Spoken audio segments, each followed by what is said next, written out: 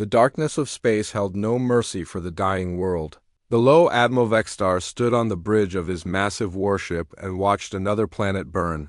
The orange and red flames could be seen even from orbit as cities turned to ash and oceans boiled away. This was the 47th world his fleet had destroyed this year alone. His ship was called the Deathbringer, and it was 3 times larger than any vessel the galaxy had ever seen before him. Stretched 10,000 warships each one, capable of destroying entire moons. The Galactic Armada was the most feared force in known space, and Vextar was its supreme commander. The alien admiral was 8 feet tall with gray skin that looked like stone. His yellow eyes glowed in the dim light of the bridge, and his 4 arms moved with deadly grace across the control panels around him. His crew worked in complete silence. They had done this so many times before that destroying a civilization had become as simple as their daily meal. Captain Zolkar approached from the tactical station.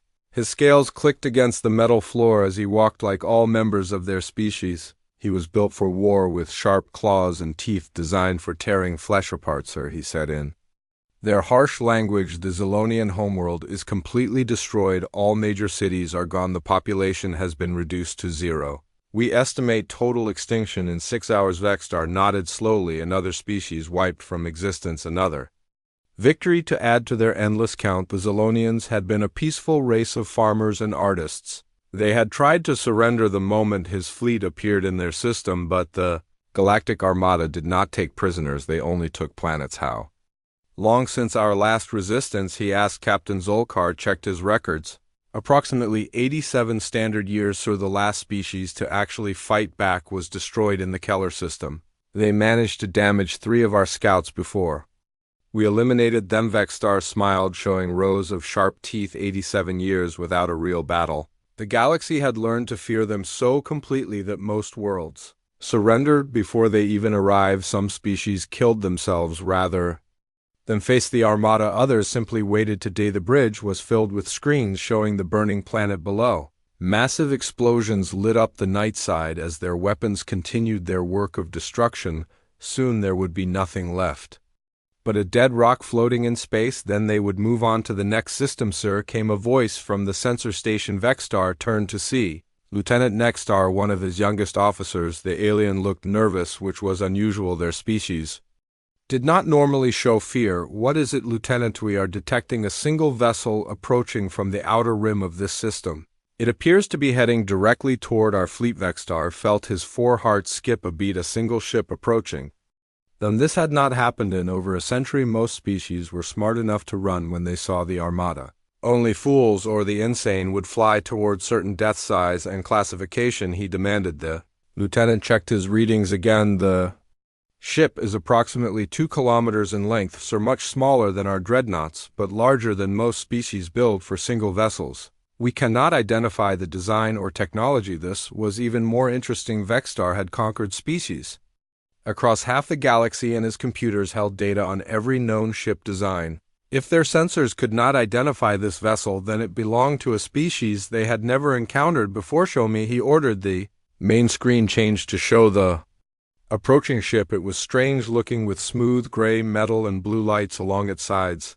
The design was unlike anything in their databases. It moved with purpose, cutting through space directly toward the center of their formation. Open a communication channel. Vextar said, I want to speak with whoever is stupid enough to challenge the Galactic Armada. The screen flickered and suddenly showed the interior of the alien vessel. Vextar found himself looking at the strangest beings he had ever seen. They stood on only 2 legs and had soft pink skin instead of scales. Their eyes were small and their teeth looked weak, like those of plant eaters. The one who appeared to be their leader stepped forward. He was young looking, with dark hair and wearing some kind of blue uniform. His eyes showed no fear, despite facing impossible odds. I am Captain Hyun Woo of the Earth Defense Force Battleship Indomitable, the creature said. His voice was steady and strong. You have entered human space. Turn around now, and we will let you leave peacefully. The bridge fell completely silent. Every member of Vextar's crew stopped what they were doing and stared at the screen. This tiny soft creature was threatening them. The Galactic Armada that had destroyed 1,000 worlds was being told to leave by something that looked like it could barely hurt a child. Several of his officers made sounds that might have been laughter. If they were not too shocked to believe what they were hearing, Vextar himself felt his mind struggling to process what had just happened. No species had ever spoken to him this way. No one had ever demanded that the Armada leave. Human. He said slowly, testing the strange word, "I am Admiral Vextar, commander of the Galactic Armada. We have conquered 1,000 worlds and destroyed countless species. What makes you think your single vessel poses any threat to us, Captain?" Han Wu smiled, and something cold and dangerous flickered in his small eyes. "Because, Admiral, you have never faced humans before. We do not know how to surrender." The human captain gestured to something off-screen, and suddenly more humans appeared on the bridge behind him. They moved with quiet efficiency, each one focused on their tasks. None of them looked afraid, even though they could see the massive fleet arrayed against them. "You see, Admiral," the human continued, "we have been watching you destroy the Zolonians. We know what you do to peaceful species. We know that you do not take prisoners or accept surrenders. We also know that someone needs to stop you." Vextar leaned forward, his yellow eyes narrowing. "You think one ship can stop 10,000? The human smile grew wider. "Not stop maybe, but delay definitely. You see, we have been preparing for this moment for a very long time. We know exactly how your kind fights. We know your weaknesses. And most importantly, we know that you have never faced an enemy that refuses to die." Quietly behind Captain Han Wu, his crew continued their work with calm precision. Vextar could see weapons being powered up, shields being raised, engines being prepared for battle. These strange, soft creatures were actually planning to fight his entire fleet with one ship. "Admiral," the human said, his voice now carrying a tone that made Vextar's skin crawl with an unfamiliar feeling. "You have spent centuries destroying species that had no choice but to meet you head-on. But humans learned long ago that the best way to fight a bigger enemy is to be smarter, faster, and more vicious than they expect." The communication ended, and the screen went dark. Vextar stared at the blank display, feeling something he had not experienced in decades. The sensation was strange and uncomfortable. It took him several moments to recognize what it was. Fear, not fear of death. He had faced that many times in his long military career. This was something much worse. It was the fear of facing something completely unknown, something that did not follow the rules he understood around him. His crew waited for orders. They had expected this to be another easy conquest, another species that would beg for mercy before being destroyed. Instead, they had found something that seemed eager for the fight. "Sir," Captain Zolkar asked, "what are your orders?" Vextar looked at the tactical display showing the lone human ship approaching his massive fleet. 10,000 ships against one. The odds were so overwhelming that it should have been laughable, yet somehow he did not feel like laughing. He thought about the human captain's words about refusing to surrender, about being prepared for this moment. Most species they encountered had never seen real warfare before. They built their societies around peace and cooperation. When the Armada arrived, they had no idea how to fight back, but these humans spoke like they understood war, like they had been planning for it. "Prepare all weapons," he finally ordered, "but do not fire until I give the command. I want to see what these creatures think they can accomplish." The human ship continued its approach, showing no signs of fear or hesitation. As it drew closer, Vextar could see more details of its strange design. The vessel was covered in weapons, but they were unlike anything he had seen before. Instead of the massive energy cannons his own ships used, the human vessel bristled with smaller, more precise-looking devices. Whatever these humans were planning, Vextar realized this was going to be unlike any battle he had ever fought. Deep inside the human battleship, indomitable Dr. Sujin worked frantically at her computer station. Her fingers moved across the keyboard faster than most people could think. She was the ship's chief science officer, and she had been studying the alien fleet for the past 6 hours. What she had discovered made her stomach feel sick with fear. The laboratory around her was filled with screens showing data about the approaching enemy fleet. Energy readings, weapon signatures, shield frequencies. Everything their sensors could detect about the Galactic Armada. Sujin had spent her entire career studying alien technology, but she had never seen anything like this. "Captain," to the lab came Han Wu's voice through the communication system. "I need that analysis now." Sujin took a deep breath and pressed the button that would broadcast her voice throughout the entire ship. All hands, this is Dr. Kim. What we are facing is unlike anything in our databases the Galactic Armada has destroyed. Every civilization they have encountered for over 300 years, they do not take prisoners, they do not negotiate. They simply eradicate entire species and move on to the next target. In the engineering section of the ship, Chief Dong Hyan paused. In his work upgrading the weapon systems around him, his team of 20 technicians continued preparing for battle, but he could see the fear in their movements.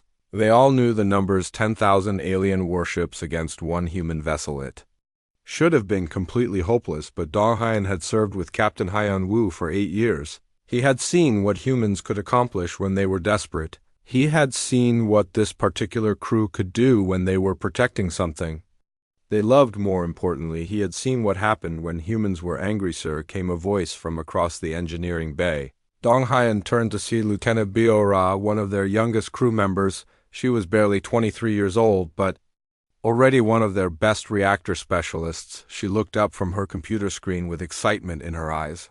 I have been thinking about those energy signatures we detected from their fleet, she said.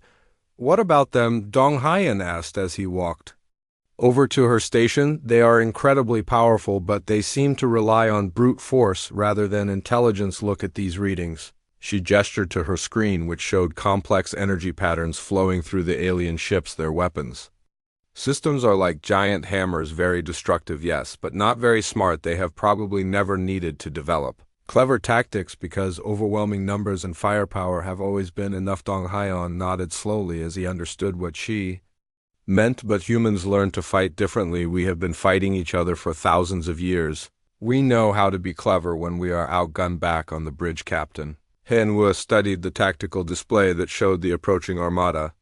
His first officer, Commander Taeho, stood beside him, reviewing battle plans that seemed more hopeless with each passing minute. The alien fleet was so large that it filled their entire sensor screens. Sir, Taeho said quietly, the crew is ready. Whatever you decide to do, they will follow. Yo-Yun Wu thought about the colonies behind them. New Seoul, with its population of 12 million people. Bison Station, where his sister Minnie lived with her 3 children. The farming worlds of the outer system, where families were just sitting down for dinner, completely unaware that an alien armada was about to destroy everything they had ever known. Have you ever studied ancient Earth history, Taeho? He asked him. Sir, why do you ask? There was a battle once. Long ago, 300 Spartan warriors held off an army of hundreds of thousands at a place called Thermopylae. They knew they could not win. They knew they were going to die. But they fought anyway because someone had to make a stand. Someone had to show that some things are worth dying for. Commander Taeho was quiet for a moment, thinking about the captain's words. Did they succeed, sir? They delayed the enemy long enough for their people to prepare defenses. Sometimes that is enough. Hyan Wu turned to face the alien fleet on the main screen. Sometimes being remembered for doing the right thing is more important than surviving to see tomorrow. In the communication center, Ensign Jae-sung was monitoring radio signals from across human space. He could hear the panic in civilian broadcasts as news of the alien fleet spread. People were evacuating the outer colonies, loading their families onto transport ships, and fleeing toward the inner system. But he also heard something else. Military frequencies were coming alive with coded messages. Ships throughout human space were changing course. Weapons were being prepared. Defense platforms were powering up. For the first time in decades, every human military unit was moving toward the same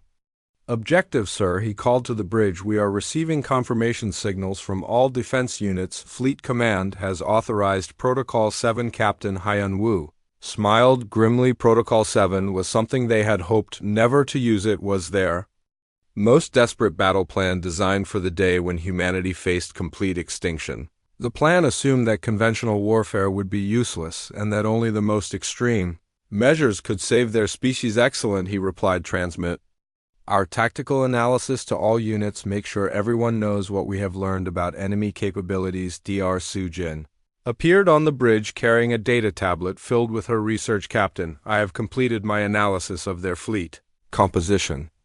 The good news is that their ships appear to be designed for fighting large conventional battles. Their weapons are optimized for destroying other capital ships at long range. And the bad news, Hyan Wu asked. The bad news is that each of their dreadnoughts carries more firepower than our entire home fleet. Their smallest escorts are more heavily armed than our best cruisers. If we try to fight them ship to ship, we will be destroyed in minutes. Then we do not fight them ship to ship, Commander Tejo said. We fight them the way humans have always fought when facing a stronger enemy. Hyan Wu nodded. We use our brains instead of our muscles. We'd be faster, smarter, and more unpredictable than they expect. We make them fight our kind of war instead of theirs. Lieutenant Minho at the sensor station looked up from his displays. Captain, the alien fleet is beginning to spread out into attack formation. They will be in weapons range in 20 minutes. Hyan Wu walked to the center of the bridge and activated the ship-wide communication system. All hands, this is the captain. In a few minutes, we are going to face the most powerful military force this galaxy has ever seen.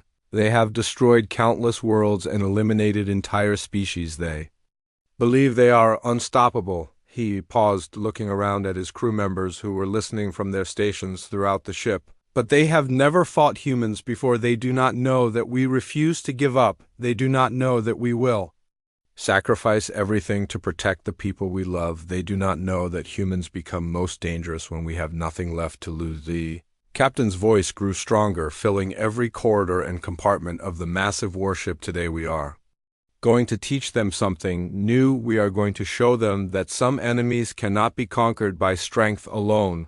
We are going to prove that courage and determination can overcome even impossible odds. In engineering, Chief Dong Hyan felt pride swell in his chest as he listened to his captain's words. Around him, his technicians worked with renewed energy, making final preparations to their secret weapons. In the medical bay, Dr. Park Soo-young prepared her emergency surgical suites, knowing that many brave people were about to be wounded or killed in the coming battle. In the fighter base, pilots climbed into their small attack craft, ready to launch against enemies that outnumbered them 1,000 to 1. And throughout the ship, hundreds of men and women prepared to face death itself rather than let the alien armada reach their families. Captain Hyan Wu looked out at the approaching enemy fleet and felt the weight of responsibility settle on his shoulders like a heavy blanket. He was about to lead his people into a battle they could not win against enemies they had never faced. But as he watched his crew work with quiet determination, he realized something important. They were not just fighting for their own lives. They were fighting for the idea that peaceful people deserve to live free from fear. They were fighting to prove that bullies and conquerors could be stopped by those brave enough to stand against them. The alien fleet continued to approach, growing larger on their screens with each passing second. Soon the real battle would begin, and the galaxy would learn what happened when an unstoppable force met an immovable human spirit. The first exchange of weapons fire lit up the darkness of space like deadly fireworks. The Galactic Armada's opening attack was designed to end the battle immediately. Thousands of plasma bolts and antimatter torpedoes streaked through space toward where the human ship had been floating just moments before. The weapons struck empty space. Admiral Vextar blinked his large yellow eyes in complete confusion. His sensors showed nothing but empty void where the human battleship had been floating. Just seconds before, there was no explosion, no debris, no energy signature. It was as if the ship had simply stopped existing. Report. He barked at his crew. Unknown, sir, his sensor operator replied nervously. The vessel has completely disappeared from all our detection systems. No energy trail, no wreckage, no trace of any kind. But Vextar's confusion lasted only a few seconds. Warning alarms began screaming across his flagship as massive explosions bloomed along the outer edge of his fleet. The human ship had somehow appeared behind his formation and was systematically destroying his largest vessels with incredible precision. Impossible, he whispered to himself. No species has stealth technology that advanced on the bridge of the Indomitable. Lieutenant Minho monitored the quantum cloaking device with intense concentration. Sweat dripped down his face as he watched the energy readings climb toward dangerous levels. The revolutionary stealth system bent space itself around their hull, making them completely invisible to normal sensors, but it required enormous amounts of power. Cloak holding steady, he reported to Captain Hyan Wu. But we can only maintain this for 18 more minutes before the reactors start to overload. Yin Wu nodded grimly. 18 minutes to cripple a fleet of 10,000 ships. It seemed impossible, but humans had built their reputation on achieving the impossible target. Their command vessels, he ordered, take out their ability to coordinate, and they become just a crowd of confused ships instead of a unified fleet. The Indomitable's weapons were completely different from anything the galaxy had seen before. Instead of the crude energy cannons used by other species, humans had developed quantum torpedoes that could phase through enemy shields and strike directly at a target's hull. Their rail guns fired metal projectiles at significant fractions of light speed, turning simple chunks of iron into devastating weapons. But it was not just their technology that made the difference, it was their tactics. Where other species relied on formation fighting and overwhelming firepower, humans had learned to fight like wolves, striking from unexpected directions, targeting weak points, using the enemy's own size against them. Every human officer had studied the great military minds of their history: Sun Tzu, Napoleon, Alexander the Great, Yi Sun Sin. They understood that victory did not always go to the strongest, but to the smartest weapons. Officer Yunji had programmed their torpedo guidance systems with incredible sophistication. Each projectile did not just seek its target, it analyzed the enemy fleet's formation, predicted likely defensive maneuvers, and coordinated with other torpedoes to maximize damage. Launching Spread 7, she announced, targeting their Dreadnought's 12 quantum torpedoes, streaked through space, each one following a different path through the enemy formation.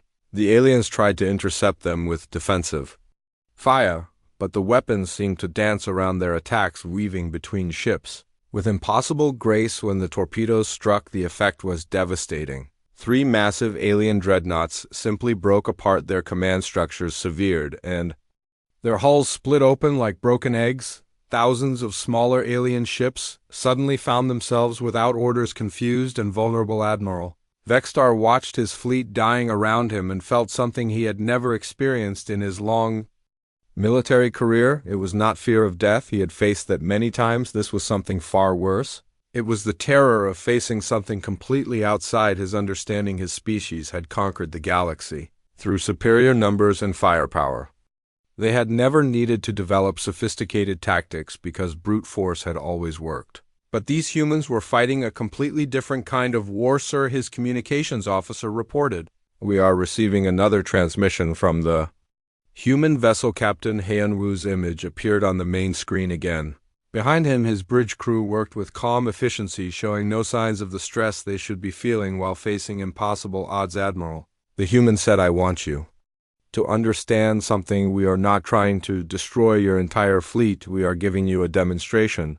Turn around now, and we will let most of your people live. Vextar's anger flared hot in his chest. You dare to offer us mercy with a single ship? Not mercy, Heian-Wu replied calmly. A lesson. You have spent centuries fighting species that had no choice but to meet you head-on in conventional battles, but humans learned long ago that the best way to win a war is to make your enemy believe they cannot win it. The human captain gestured to something off-screen, and suddenly the tactical display changed. The Indomitable had somehow moved again, appearing in a completely different part of the alien formation. Another group of enemy ships exploded as the human vessel struck with surgical precision. You see, Admiral, the human continued, we have been studying warfare for thousands of years. We have fought each other, learned from our mistakes, developed new strategies. Every human child learns about famous battles and brilliant generals. We know that size and strength mean nothing if you cannot hit your target behind.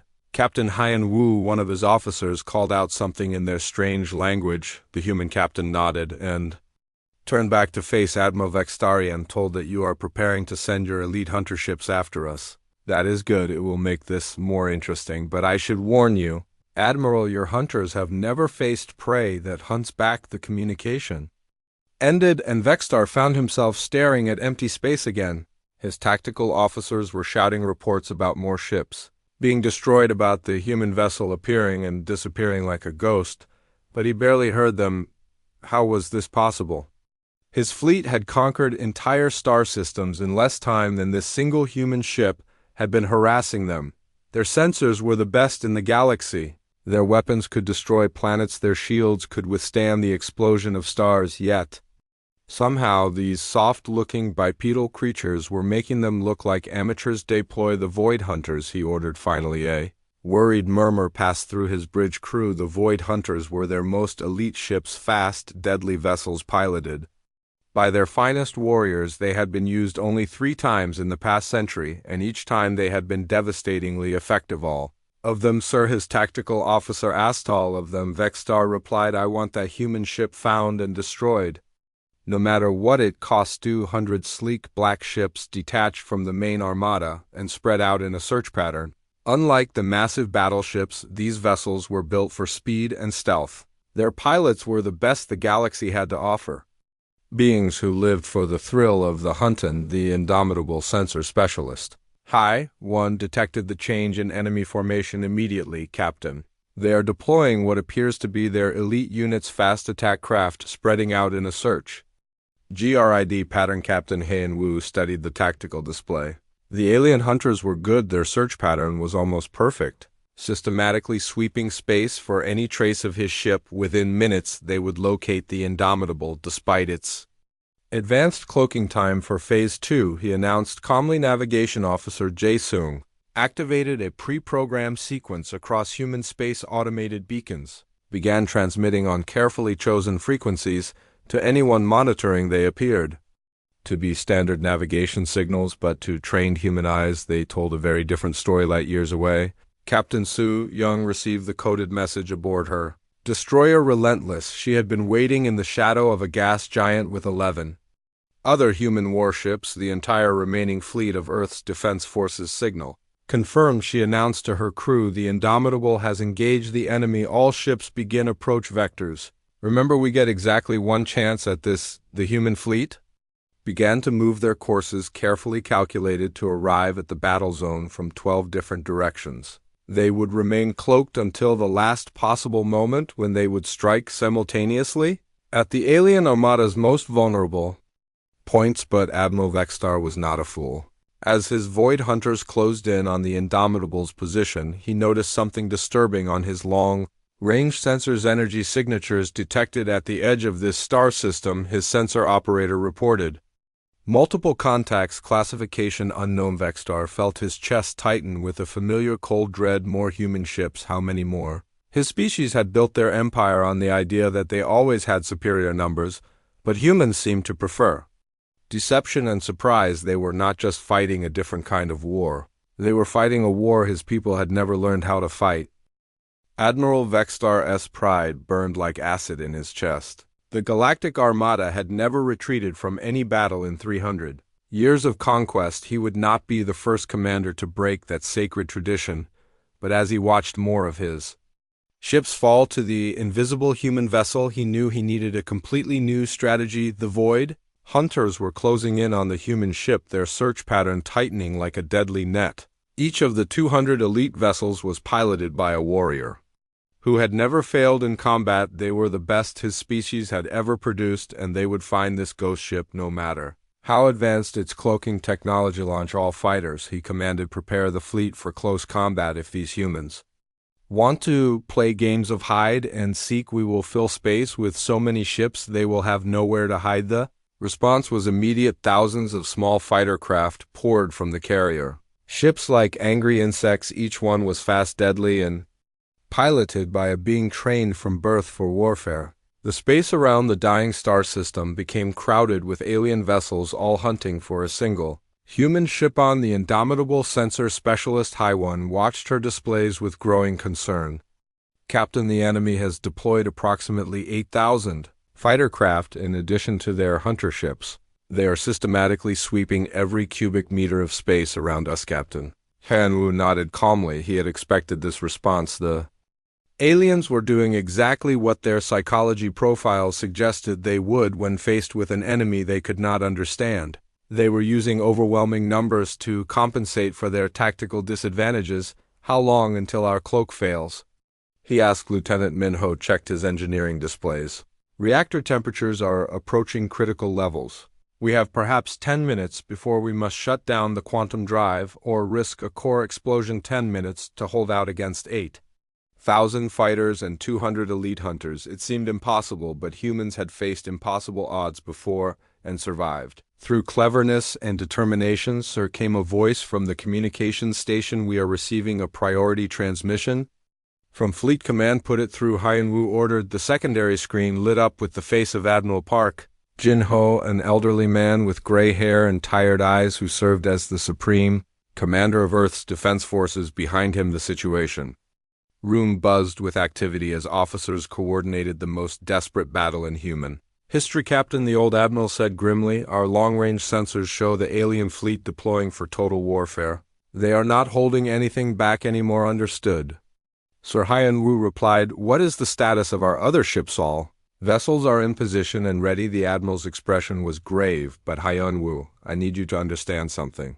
The approaching fleet is larger than we initially calculated. Our intelligence was wrong. They have over 12,000 ships, not 10,000. Yun Wu felt his stomach drop, but kept his expression calm. More ships meant their desperate plan had even less chance of success, but it also meant the aliens were more committed to this battle than ever before. Sir, he said, does that change our orders, Admiral? Park was quiet for a moment, looking at something off-screen. The colonies are evacuating as fast as they can, but they need more time. New Seoul alone has 12 million people, and most of the transport ships are civilian vessels not designed for emergency evacuation.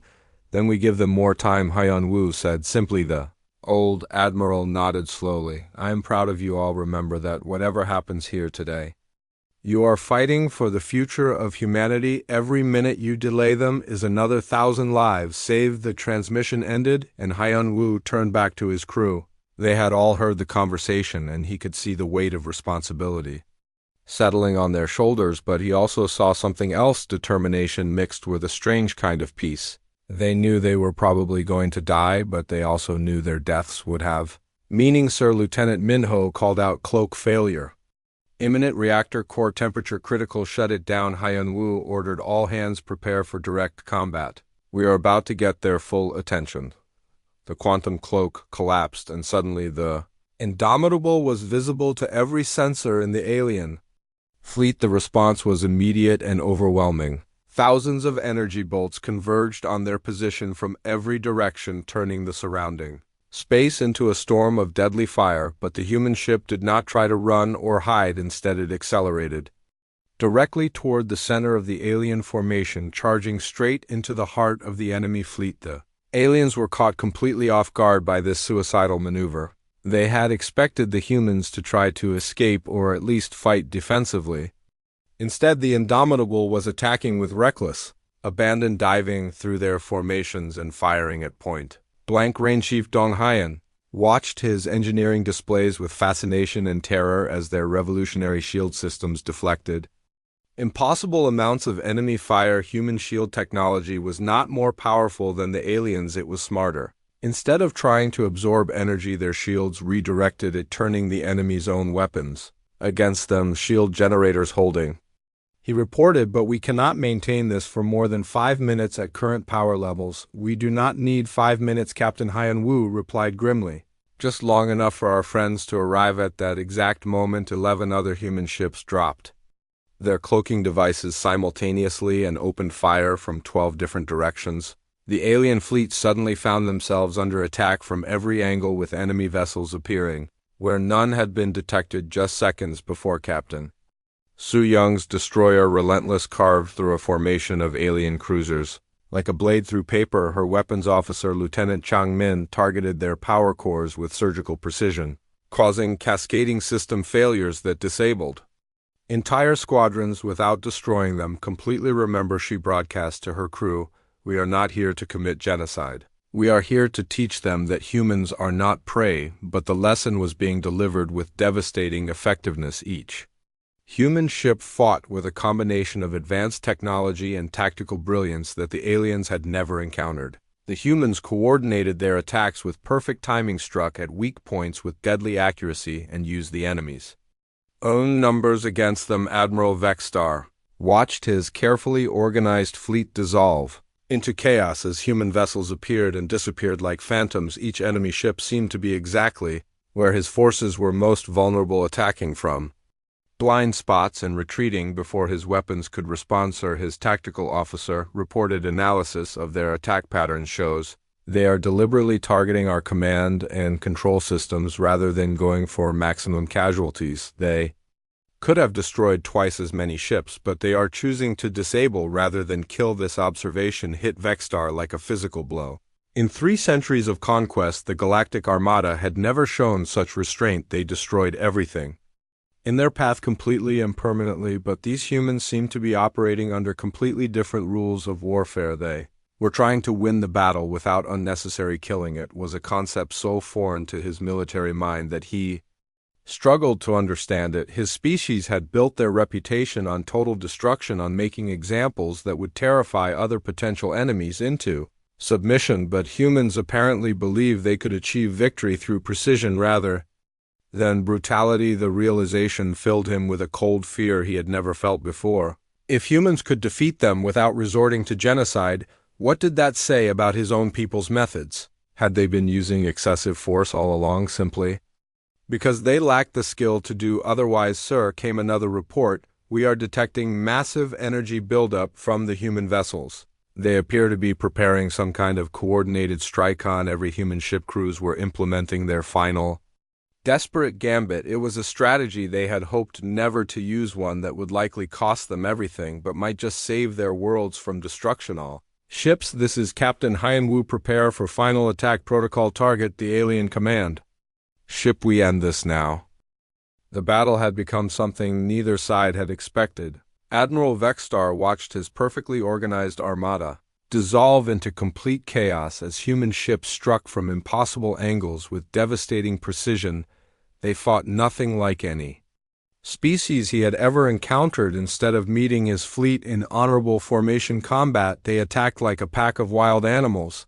Coordinated but unpredictable, Captain Su-young guided her destroyer relentless through a formation of alien heavy cruisers with deadly grace. Her ship was barely 1/10 the size of the enemy vessels, but it moved with a speed and agility that made the massive alien ships seem clumsy by comparison. Target their reactor cores, she ordered her weapons officer.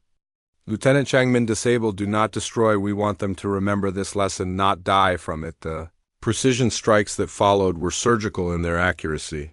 Each torpedo struck exactly where it would cause maximum system damage while leaving life support intact. Alien ships found their weapons offline, their engines dead, their communications severed, but their crews alive and unharmed. Throughout the human fleet, similar tactics were being employed. Every captain had been trained in the same philosophy: victory through intelligence rather than brutality, winning by being better, not just stronger. The aliens had never faced an enemy that combined such advanced technology with such restraint, but Admiral Vexstar was learning something even more disturbing about these strange creatures. As he analyzed their attack patterns, he realized they were not just showing mercy, they were demonstrating their superiority by showing they could have killed everyone but chose not to. Sir, his tactical officer reported, the humans are broadcasting something on all frequencies. Put it through. Vexstar ordered. Captain Hyan-Woo's image appeared on screens throughout the alien fleet, but this time he was not alone. Behind him stood representatives from every human ship in the battle, men and women of different ages, all wearing the same determined expression. People of the Galactic Armada. Hyan-Woo began, his voice carrying clearly across space. You have spent 3 centuries believing that strength comes from the ability to destroy. That power means the willingness to kill everything that opposes you. Today we want to show you something different. Human captain gestured to displays showing the battle around them. Your ships are being disabled, not destroyed. Your crews are being spared, not slaughtered. We could have killed thousands of you by now, but we choose not to because that is not what strength really means. Behind Captain Hyan-Woo, Dr. Sujin appeared carrying data tablets filled with analysis. True strength, the scientist said, comes from having the power to destroy but choosing instead to create, the power to kill but choosing instead to heal, the power to conquer but choosing instead to protect. Admiral Vexstar felt something cold settle in his stomach as he listened to these words. His entire worldview was built on the idea that the strong dominated the weak, that survival required the complete destruction of one's enemies, but these humans were suggesting something completely different. They were claiming that real strength came from restraint on the bridge of the indomitable communications officer. Jae-sung was monitoring broadcasts from across the galaxy. The news of this battle was spreading faster than anyone had expected. Every civilized species was watching as 12 human ships fought the galaxy's most feared military forcer. He reported, "We are receiving messages from over 40 different species. Many of them are asking if the humans need assistance. Several are offering to send their own fleets to help us." Captain Hyun-woo smiled grimly. The alien empire's greatest weapon had always been fear. The belief that resistance was hopeless, that the Galactic Armada was truly unstoppable, but humans had just proven that was not true, and if humans could fight them successfully, then maybe other species could too. The psychological impact was spreading across the galaxy faster than any physical weapon could travel, but Admiral Vextar was not ready to accept defeat. His pride and his entire understanding of the universe were at stake. If he retreated now, everything his people believed about strength and power would be proven wrong. "Prepare the planet killer," he commanded every being on his bridge. Frozen in shock, the planet killer was their ultimate weapon, a device capable of destabilizing stars and destroying entire solar systems.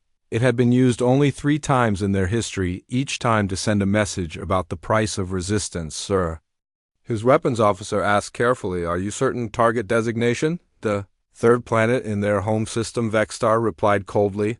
"If these humans value mercy so much, let us see how they react when their families are threatened." The massive weapon began drawing power from dozens of ships throughout the alien fleet. Its energy signature was unlike anything in the known galaxy, a concentration of destructive force that could literally tear apart the fabric of space itself. On the indomitable Dr. Sujin detected the energy buildup and felt her blood turn to ice water. "Captain," she shouted across the bridge, "they are powering up some kind of massive weapon. Energy readings are beyond anything in our databases. If that thing fires at full power, it could destroy an entire planet." Captain Han-woo felt the weight of command crush down on his shoulders like a mountain. The aliens were escalating to planet-killing weapons. If they were willing to commit genocide on that scale, then everything had changed. This was no longer just a battle, it was a fight for the survival of human civilization. He opened communication channels to every human ship in the fleet.